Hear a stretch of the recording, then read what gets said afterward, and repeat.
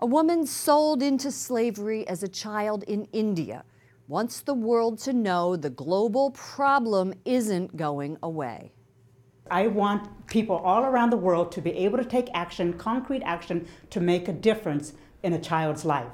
So we know this issue, $150 billion industry, and we're talking about selling and buying people. Rani Hong was kidnapped from her father, forced to work at age 7. She was adopted later by an American family and is now an activist for human trafficking victims. Rani joins us from Rome. Thank you so much for being here. First of all, tell us what happened to you.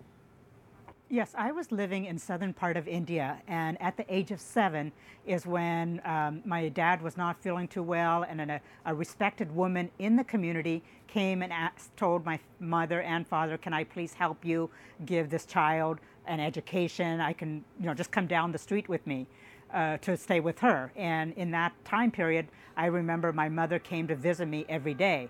But one day when she came to get me, I was gone. And so what happened is that this woman was actually recruiting children, looking for vulnerable situations in southern part of India, looking for children and families to exploit. And so, what happened, once she got control of me, she then sold me across the state border. So I was sold into slavery at the age of 7, and my master, we might call him, as in the slavery, he was actually using children to in the brick kiln. So he was using myself and some kids that I was with to work in the brick kilns. So that's kind of where the forced labor. He was in the manufacturing company. He was working there, and he was recruiting children to come into his area, you might say, as a factory, and using children to work against their will.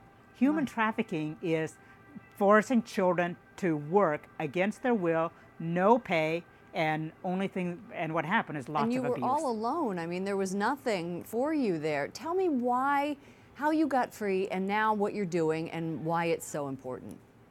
We can all do something to prevent human trafficking and then become a voice for children who are absolutely trapped in this industry. So I ask, it was my faith that absolutely helped me in the healing process. It took many years, but with the love and the care, that's all we're asking for as human beings: love, care, and attention. Rani Hong, human trafficking advocate. Thank you so much for joining us. Thank you, Lauren, and I really appreciate the time and the opportunity to share the message.